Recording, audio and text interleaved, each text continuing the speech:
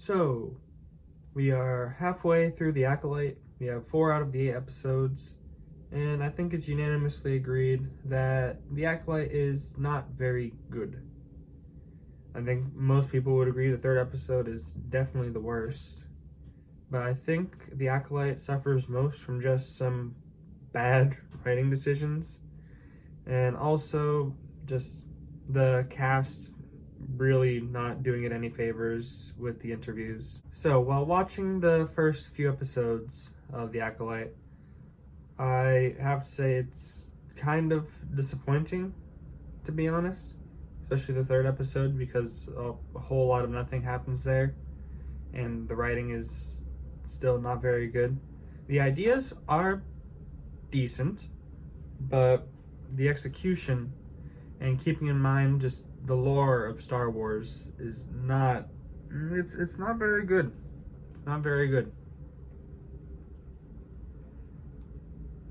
And the first 2 episodes pretty much spoil the entire twist of, oh, Osha is a twin. Like, they could have ran that on for a good while and so quickly disproving that she is no longer a suspect. In the first episodes, you see May kill a Jedi Master, and you see Osha as well. And it sort of paints the idea like, oh, is this the same person? Is something going on? Why don't we know what she did on the previous day instead of hanging out with her crewmates? But they don't really give you much time to think about it before, oh, wait, we have May in custody, or not May, we have Osha in custody, and another Jedi Master has been killed. Well, can't be Osha. And they do that in the first 2 episodes, in like the first episode. It's just like, why? Like, the writing decisions are honestly very bad for the most part. Like, some of the characters are really nice, like Soul, the character of Soul, great guy, he's fun, and you feel actual emotion from him, which is nice. I do like Osha as well. I like how the actress works for her.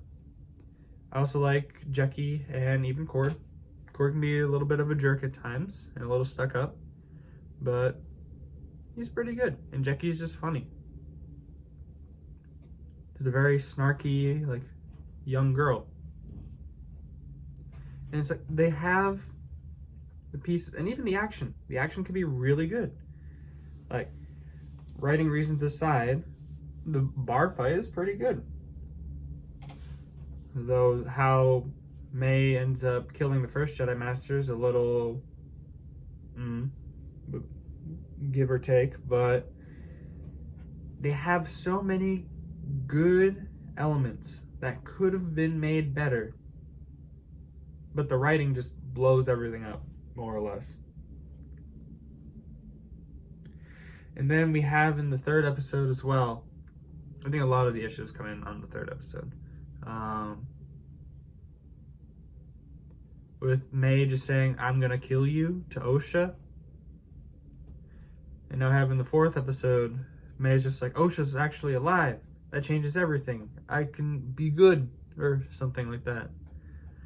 And it's just like, either May is that delusional that she thinks that she can just commit that kind of trauma onto Osha and be totally forgiven like 16 years later. Like, hey, I tried to kill you by fire, and I'm more or less responsible for the death of our entire clan. But you know, we're sisters. I'm loyal to you after trying to murder you.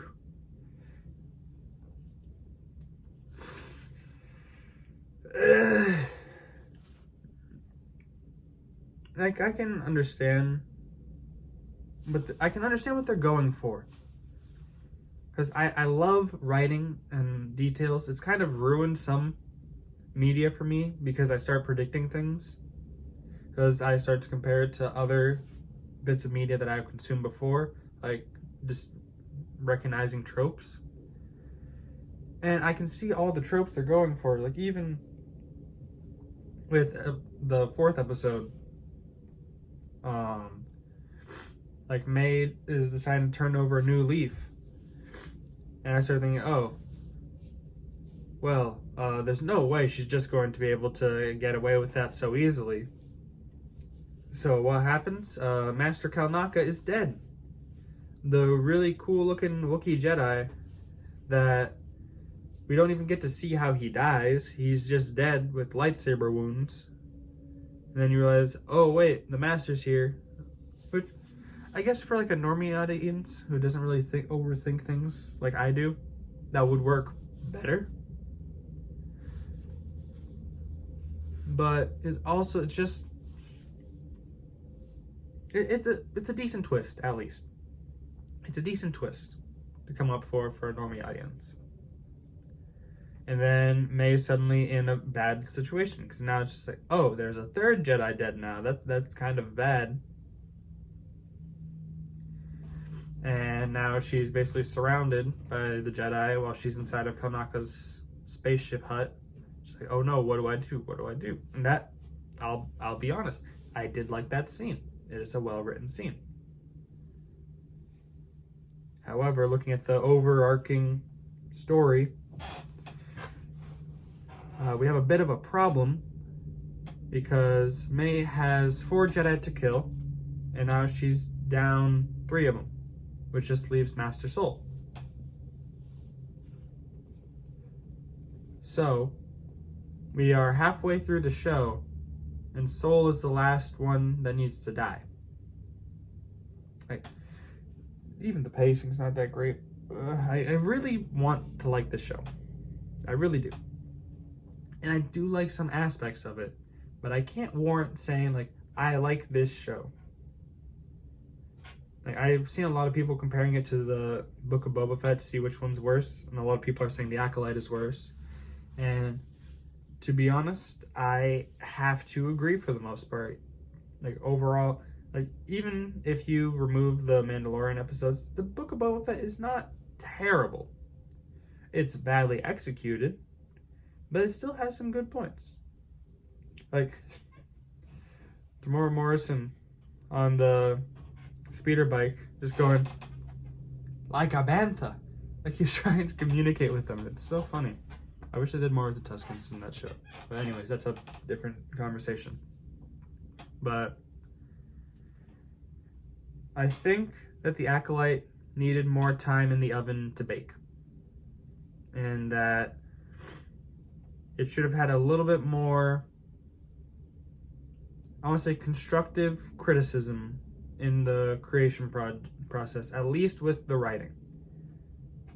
Because I didn't even mention the twins being made through the Force and how much that screws with the prequel trilogy with the prophecy of Anakin. And how they don't even mention it, by the way. Like, the prophecy of the Chosen One is one of the biggest things to the Jedi Order. You know, a virgin birth through the Force. And this is 2 of them. And they don't even, like, make a little wink or a nod, like, could this be the prophecy of the Chosen One? Like, that's what got Qui-Gon like, oh, you're saying this boy has some extraordinary gifts and he doesn't have a father? That sounds like a Chosen One to me. That's the whole reason Anakin gets inducted into the Jedi Order. Because they believe him to be the Chosen One. And because Qui-Gon was stubborn enough to say, hey, whether you allow it or not, I'm going to train this boy because he's the Chosen One. Like, I'm honestly surprised they didn't try to do that with May and Osha. Because they did it with Rey. So why wouldn't they do it with another strong female lead? Which is another annoying thing. Because we already have strong female leads in Star Wars. Disney just refuses to acknowledge them, I suppose. But that's aside from the point. So, summary. The Acolyte started off pretty bad. The 4th episode ended off with some of the better writing of the first half of the show. And I am hopeful. I want to see the show succeed. I want to see good Star Wars, probably because we're starved for good Star Wars content at this point. And I want to see good stories overall.